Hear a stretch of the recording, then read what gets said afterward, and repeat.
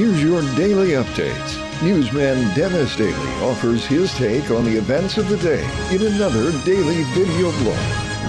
Hi, and thanks again, everybody. There are few places more exciting than a busy big city airport, and we are on the south edge of runway 25 left at McCarran International here in Las Vegas. This is one of the busiest airports in the U.S., and of course you can figure out why. Because of all the tourists coming in and out. A lot of international flights come here direct from Asia. But one of the neat things about this airport, it is one of the few in the U.S. Let me let this guy land here. That's an Aeromexico plane.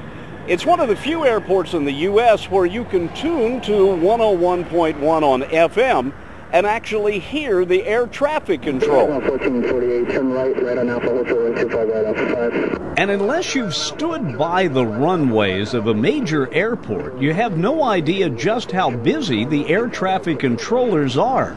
And after all, McCarran is the 7th busiest airport in the country. And increasingly, air traffic controllers are worrying more and more about the congestion on the ground, not just the flights taking off and landing. In the early days of aviation, few planes had any kind of radio at all. Most pilots flew by visual reckoning, following roads, identifying cities by names painted on water towers.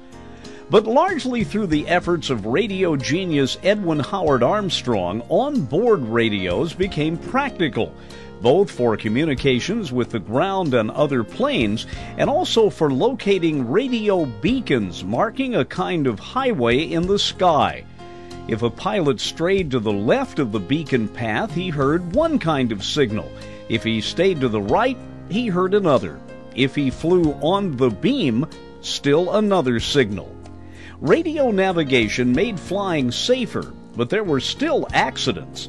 One collision of two planes over the Grand Canyon is a case in point. In the summer of 1956, a United Airlines plane overtook and flew into the rear of a TWA plane. Both were flying the beacon. Both were on the same course. Nearly 130 people died. The accident caused the FAA to rethink the way flights are routed. Today's modern planes can literally fly themselves, and most have collision avoidance systems.